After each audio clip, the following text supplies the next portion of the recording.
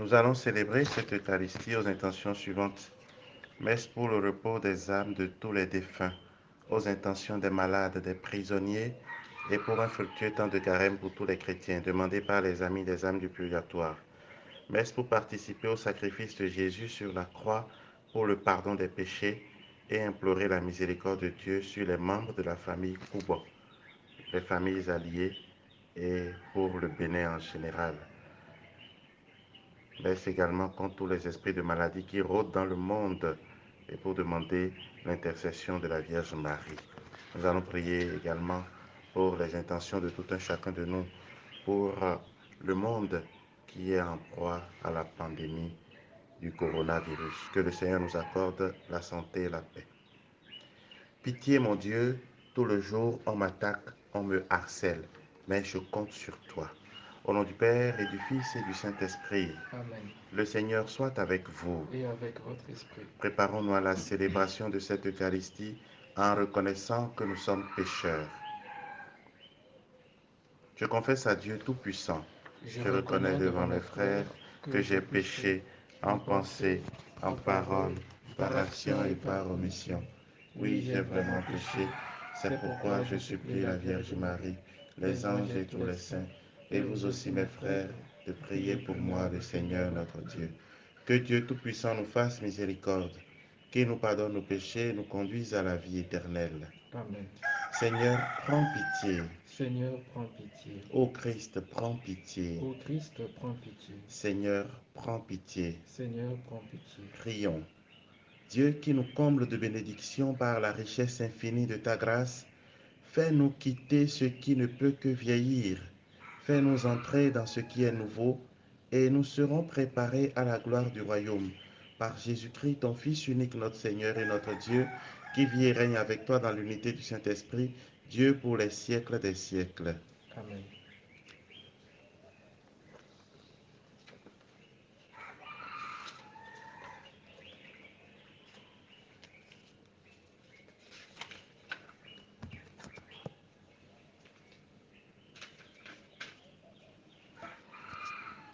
Lecture du livre de Daniel.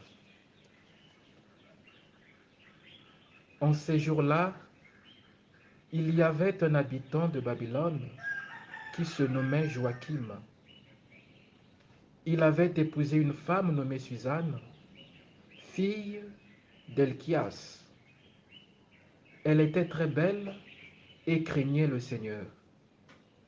Ses parents étaient des justes et ils avaient élevé leur fille selon la loi de Moïse. Joachim était très riche et il possédait un jardin auprès de sa maison. Les Juifs affluaient chez lui car il était le plus illustre d'entre eux. Deux anciens avaient été désignés dans le peuple pour être juges cette année-là. Ils étaient de ceux dont le Seigneur a dit: le crime est venu de Babylone par des anciens, par des juges qui prétendaient guider le peuple.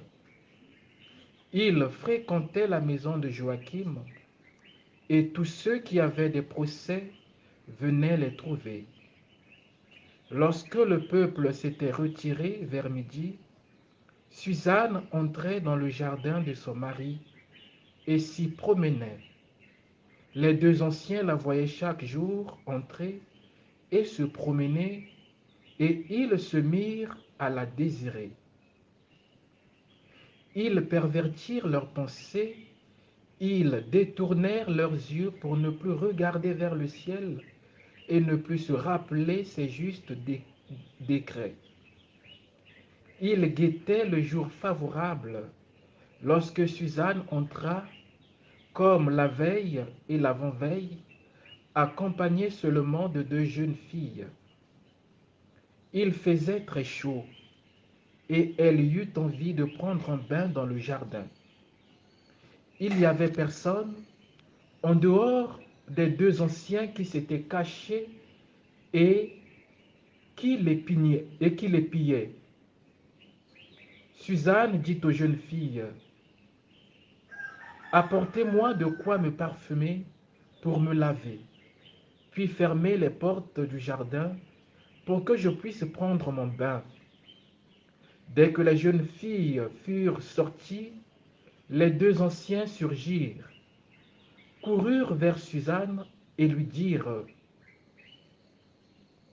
les portes du jardin sont fermées, on ne nous voit pas. Nous te désirons, sois consentante et viens avec nous. Autrement, nous porterons contre toi ce témoignage. Il y avait un jeune homme avec toi, et c'est pour cela que tu as renvoyé les jeunes filles. Suzanne dit en gémissant: de tous côtés, je suis prise au piège. Si je vous cède, c'est la mort pour moi. Et si je refuse de céder, je n'échapperai pas à vos mains. Mieux vaut pour moi tomber entre vos mains sans vous céder plutôt que de pécher aux yeux du Seigneur. Alors Suzanne poussa un grand cri, et les deux anciens se mirent à crier contre elle. L'un d'eux courut ouvrir les portes du jardin. Les gens de la maison, entendant crier dans le jardin, se précipitèrent par la porte de service pour voir ce qui arrivait à Suzanne. Quand les anciens eurent raconté leur histoire, les serviteurs furent remplis de honte, car jamais on n'avait dit pareille chose de Suzanne. Le lendemain, le peuple se rassembla chez Joachim, son mari. Les deux anciens arrivèrent, remplis de pensées criminelles contre Suzanne, et décidés à la faire mourir. Ils dirent devant le peuple: envoyez chercher Suzanne, fille d'Elchias, épouse de Joachim. On l'envoya chercher. Elle se présenta avec ses parents, ses enfants et tous ses proches. Tous les siens pleuraient, ainsi que tous ceux qui la voyaient. Les deux anciens se levèrent au milieu du peuple et posèrent les mains sur sa tête. Tout en pleurs, elle leva les yeux vers le ciel, car son cœur était plein de confiance dans le Seigneur. Les anciens déclarèrent: comme nous nous promenions seuls dans le jardin, cette femme y est entrée avec deux servantes. Elle a fermé les portes et renvoyé les servantes. Alors un jeune homme qui était caché est venu vers elle et a couché avec elle.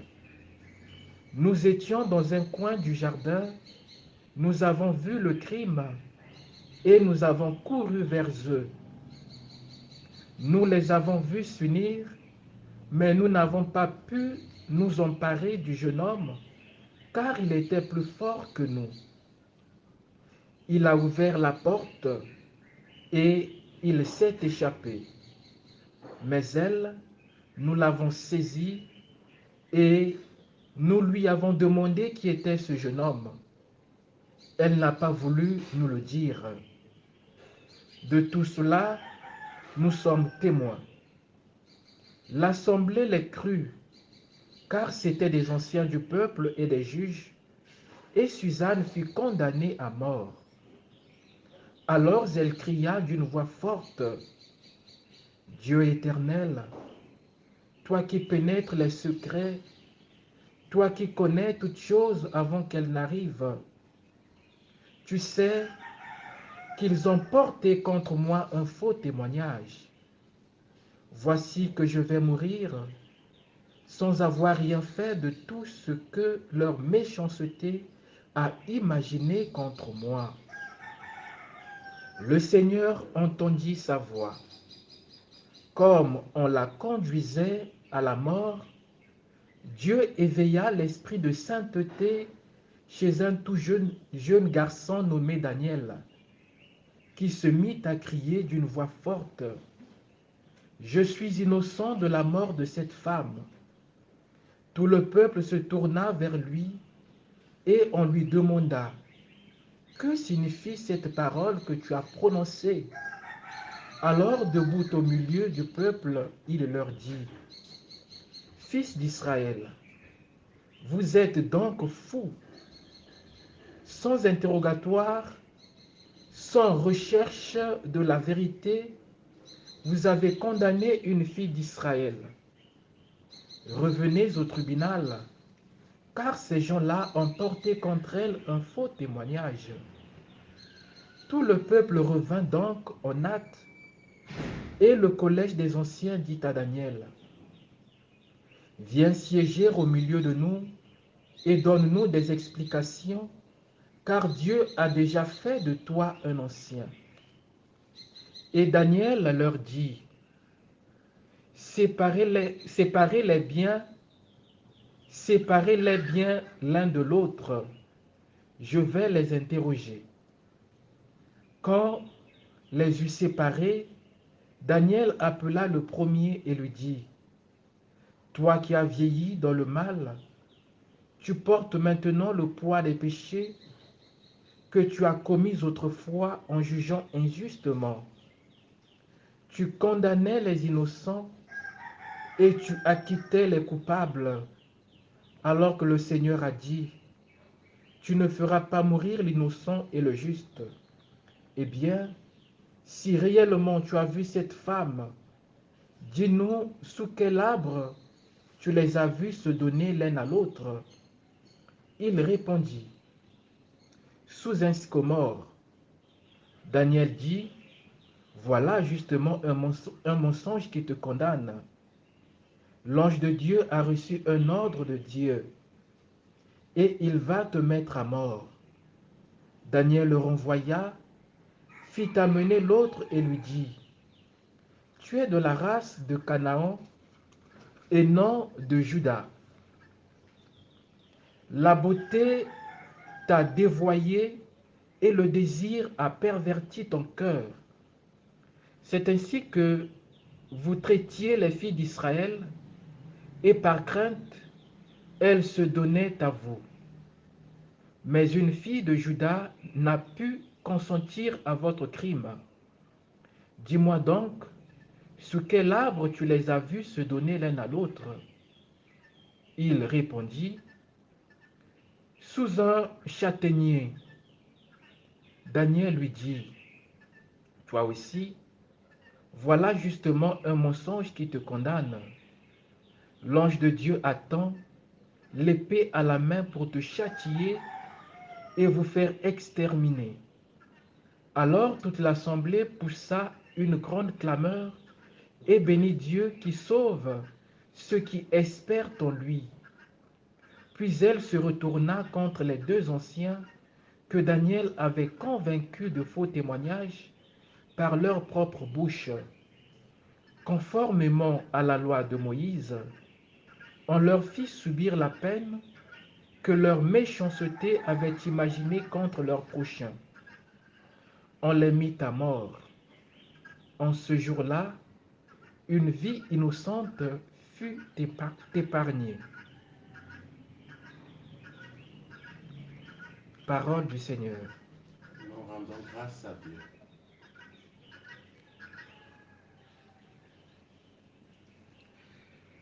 Poursuivons notre méditation par le psaume 22. Si je traverse les ravins de la mort, je ne crains aucun mal, car tu es avec moi, Seigneur. Si je traverse les ravins de la mort, je ne crains aucun mal, car tu es avec moi, Seigneur.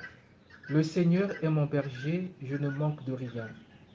Sur des prés d'herbes fraîches, il me fait reposer. Si je traverse les ravins de la mort, je ne crains aucun mal, car tu es avec moi, Seigneur. Il me mène vers les eaux tranquilles et me fait revivre.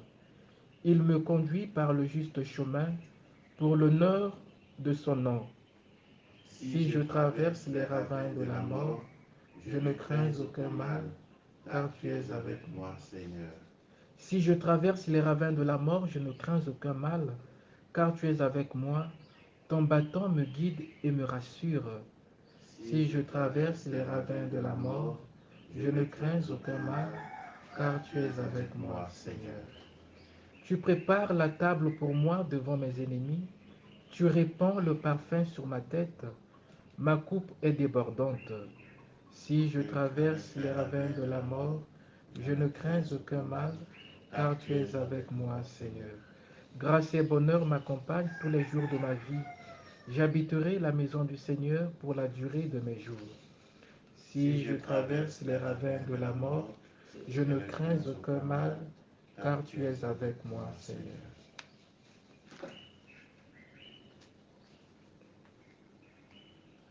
Ta parole, Seigneur, est vérité et ta loi délivrance. Ta parole, Seigneur, est vérité et ta loi délivrance. Je ne prends pas plaisir à la mort du méchant, dit le Seigneur. Qu'il se détourne de sa conduite et qu'il vive. Ta parole, Seigneur, est vérité et ta loi délivrance. Le Seigneur soit avec vous. Et avec votre esprit, Évangile de Jésus-Christ selon Saint Jean. gloire à toi, Seigneur. En ce jour-là, Jésus s'en alla au mont des Oliviers.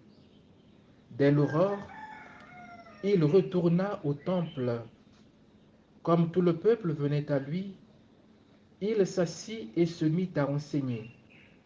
Les scribes et les pharisiens lui amènent une femme qu'on avait surprise en situation d'adultère. Ils la mettent au milieu et disent à Jésus, Maître, cette femme a été surprise en flagrant délit d'adultère. Or, dans la loi, Moïse nous a ordonné de lapider ces femmes-là. Et toi, que dis-tu?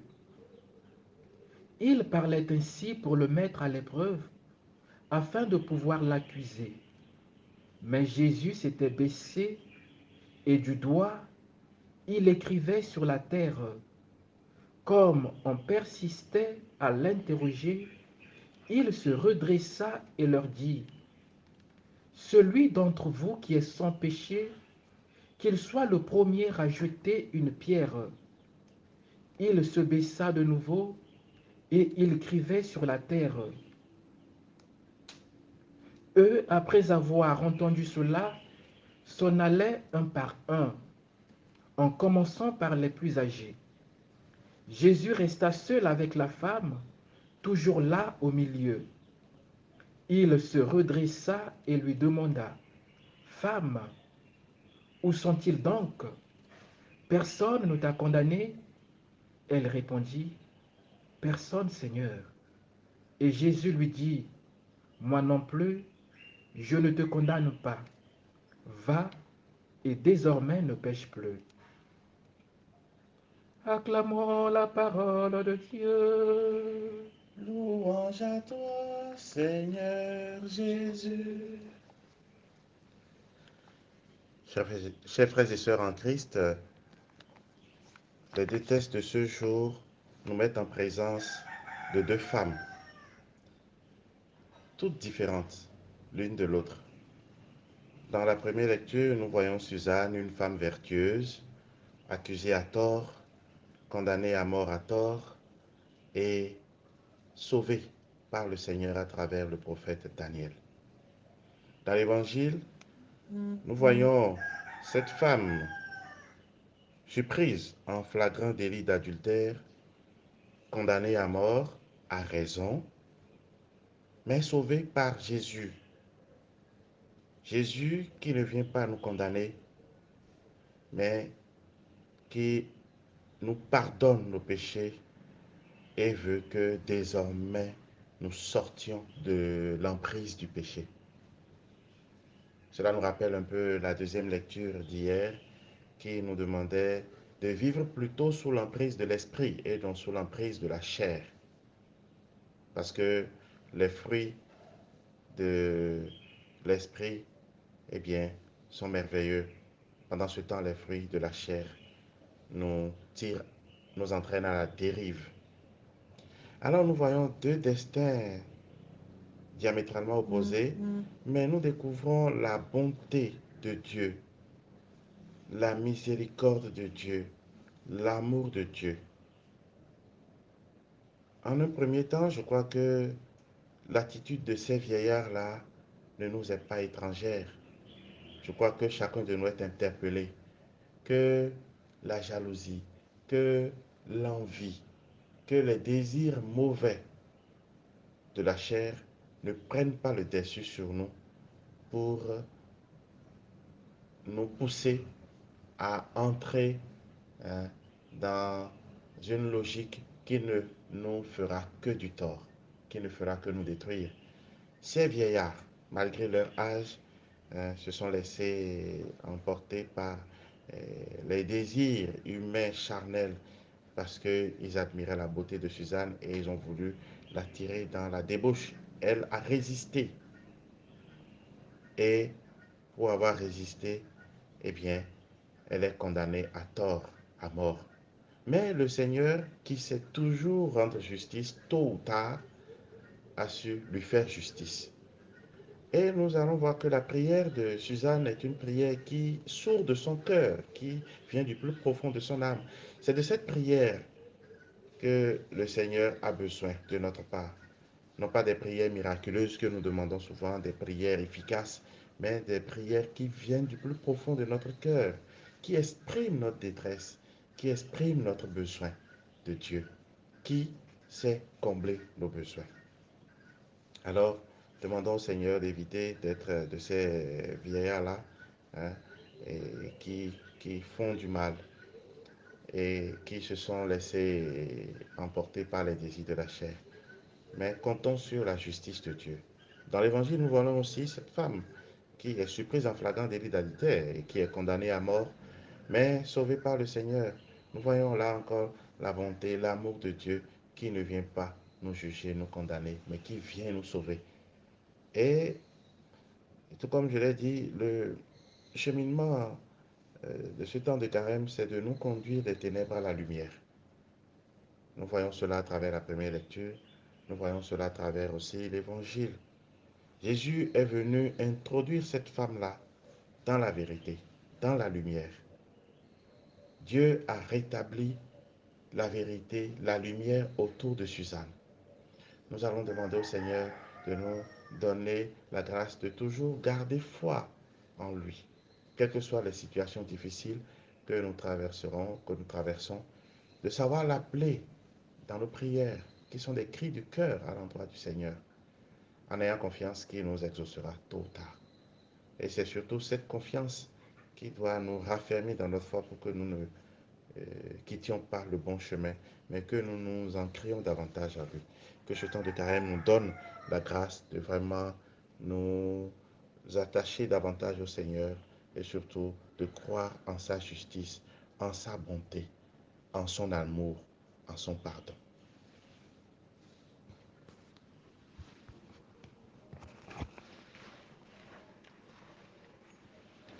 Tu es béni, Dieu de l'univers, toi qui nous donnes ce pain, fruit de la terre et du travail des hommes. Nous te le présentons et deviendra le pain de la vie. Béni soit Dieu maintenant et toujours.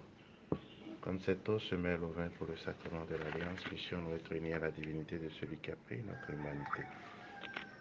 Tu es béni, Dieu de l'univers, toi qui nous donnes ce vin, fruit de la vigne et du travail des hommes. Nous te le présentons et deviendra le vin du royaume éternel.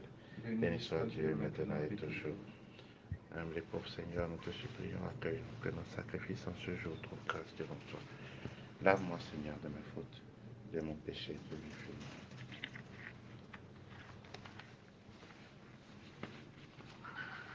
Prions ensemble au moment d'offrir le sacrifice de toute l'Église. Pour la gloire de Dieu et le salut du monde. Accorde-nous, Seigneur, cette grâce, qu'au moment de célébrer l'Eucharistie, les renoncements imposés à notre corps nous permettent de nous présenter devant toi avec un cœur purifié par Jésus le Christ notre Seigneur. Amen. Le Seigneur soit avec vous. Et avec votre esprit, Élevons notre cœur. nous nous tournons vers le Seigneur. Rendons grâce au Seigneur notre Dieu. Cela est juste et bon. Vraiment, il est juste et bon de te rendre gloire, de t'offrir notre action de grâce toujours et en tout lieu, à toi, Père très saint, Dieu éternel et tout-puissant. Oui, l'univers entier, sauvé par la passion de ton Fils, peut désormais confesser ta gloire. Par la puissance de la croix, apparaît en pleine lumière le jugement du monde, la victoire du crucifié. C'est pourquoi, avec les anges et les archanges, avec les puissances d'en haut et tous les esprits bienheureux, nous chantons l'hymne de ta gloire et sans fin nous proclamons. Saint, Saint, Saint, le Seigneur Dieu de l'univers, le ciel et la terre sont remplis de ta gloire. Hosanna au plus haut des cieux. Béni soit celui qui vient au nom du Seigneur. Hosanna au plus haut des cieux. Toi qui es vraiment saint, toi qui es la source de toute sainteté, Seigneur, nous te prions. Sanctifie ces offrandes en répandant sur elles ton esprit, qu'elles deviennent pour nous le corps et le sang de Jésus le Christ, notre Seigneur. Au moment d'être livré et d'entrer librement dans sa passion, il prit le pain, il rendit grâce, il le rompit et le donna à ses disciples en disant, prenez et mangez-en tous, ceci est mon corps livré pour vous.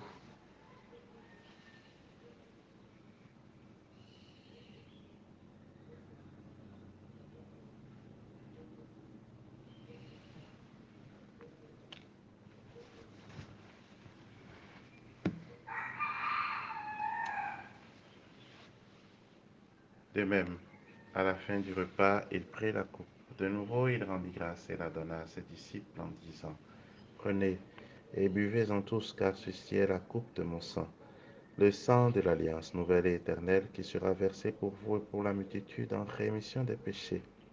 Vous ferez cela en mémoire de moi.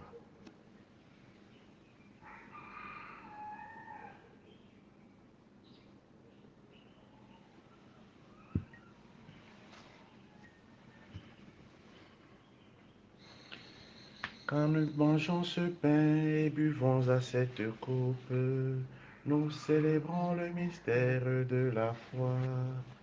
Nous rappelons ta mort, Seigneur ressuscité, et nous attendons que tu viennes.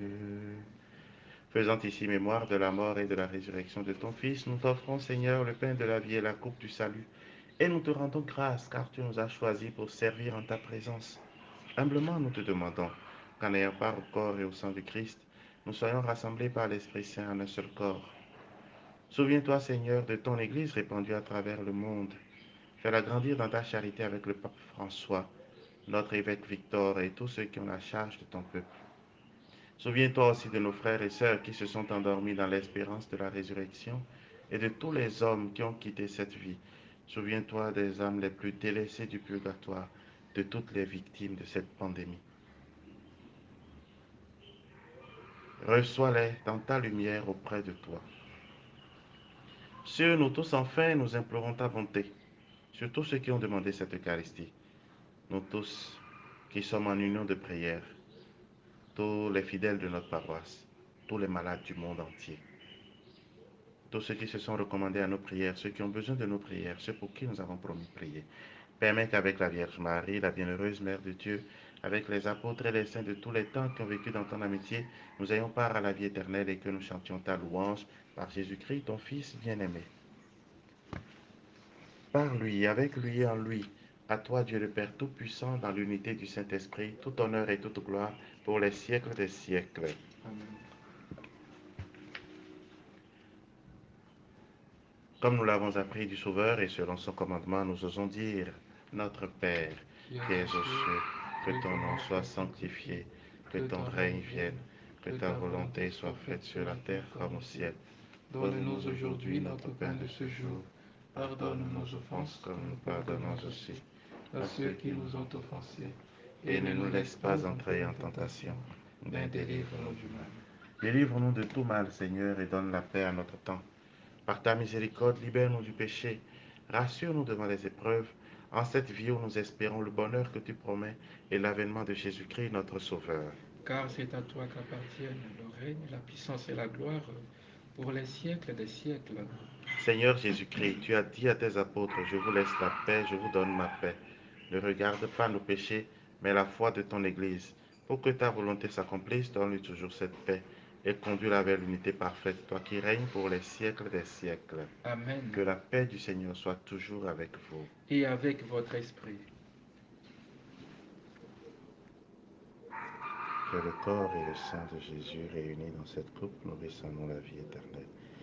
Agneau de Dieu qui enlève le péché du monde. Prends pitié de nous. Agneau de Dieu qui enlève le péché du monde. Prends pitié de nous. Agneau de Dieu qui enlève le péché du monde. Donne-nous la paix. Seigneur Jésus-Christ, que cette communion à ton corps et à ton sang n'entraîne pour moi ni jugement ni condamnation, mais qu'elle soutienne mon esprit et mon corps et me donne la guérison. Heureux les invités au repas du Seigneur. Voici l'agneau de Dieu qui enlève le péché du monde. Seigneur, je ne suis pas digne de te recevoir, mais dis seulement une parole et je serai guéri. Le corps du Christ nous garde pour la vie éternelle. Que le sang du Christ nous garde pour la vie éternelle.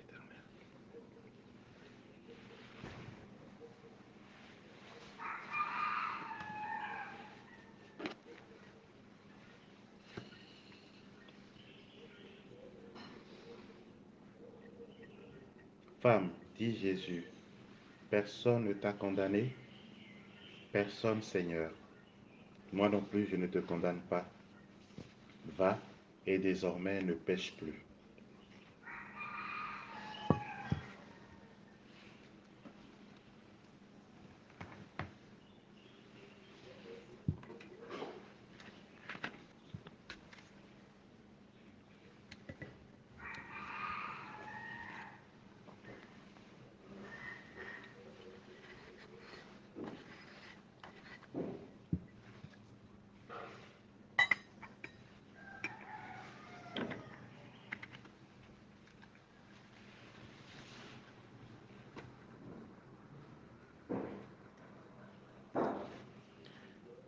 Prions le Seigneur.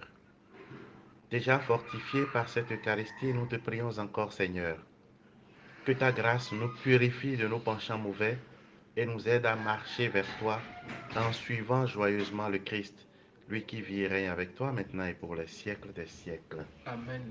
Le Seigneur soit avec vous. Et avec votre esprit. Que Dieu Tout-Puissant vous bénisse, le Père, le Fils et le Saint-Esprit. Amen. Allez dans la paix du Christ. Nous rendons grâce à Dieu.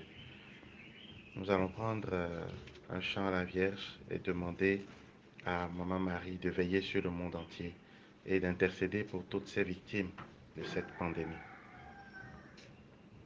Je vous salue Marie, comblée de grâce, le Seigneur est avec vous. Vous êtes bénie entre toutes les femmes, et Jésus, votre enfant, est béni. Sainte Marie, Mère de Dieu, priez pour nous pauvres pécheurs, maintenant